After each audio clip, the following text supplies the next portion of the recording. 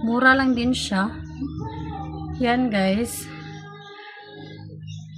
Since may sizes rin na gusto kong bilhin, so makakabili kayo dyan guys. May iba't ibang sizes dyan. Nakapin dyan. Ganitong klaseng crochet yan, hook yan guys. Yang nakapin yan guys. Ganitong klaseng crochet yan. Hook, I mean. Hook na gamit. Makinis siya guys. So, hindi ka mahihirapan na gamitin to for crochet. Sobrang mura lang nito. Kung gusto mong bumili ng hook, kung may kulang sa hook mo, kasi may iba't ibang sizes kasi yan eh. Kasi yung mga yarn din is may iba't ibang kalakihan. So, kailangan mo ng saktong size niya sa hook para makagawa ka for crochet. So, ito siya guys. Nakapin yan. Ganito. Mura na rin yan guys. Hindi to madaling masira guys ha. Aluminum at silicone to. Hindi madaling masira. Matibay ang paggamit nito. So pag ginagamit mo siya, comfy talaga siya. Since ako gusto kong matutong mag-crochet, ginamit ko to. Sobrang comfortable ko sa paggamit nito.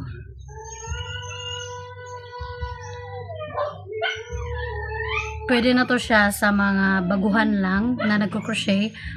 Pwede also to sa mga expert na sa crochet. So, itong hook na to guys, nakapin dyan guys. Sobrang mura na nito. Yan, may iba't ibang kulay to guys ha. At saka, iba't ibang sizes nito. So, ito pala is 2.0 mm na size ang nabili ko. Yan.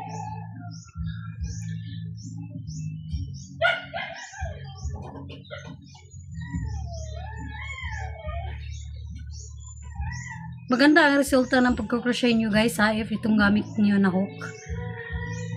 Sobrang lambot nga dito oh. Hindi sasakit yung kamay nyo pag magko-crochet kayo. Hindi sasakit yung kamay nyo nito guys if itong gagamitin nyo na hook. Yan. Tsaka komportable ako kasi ako nag-hook ganito. Ang hawak ko. Ganyan. Sobrang lambot niya.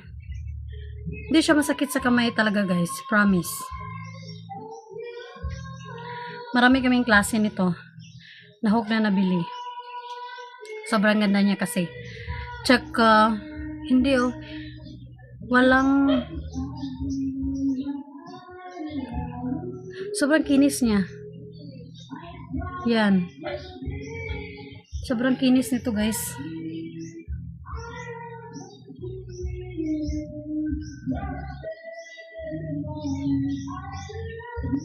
Diba pag matagal na ginagamit or nababasa, diba? Anong tawag dyan?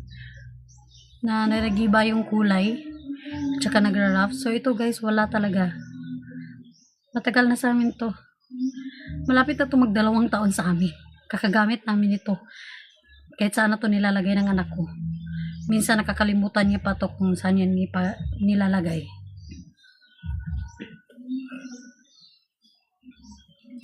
Next guys is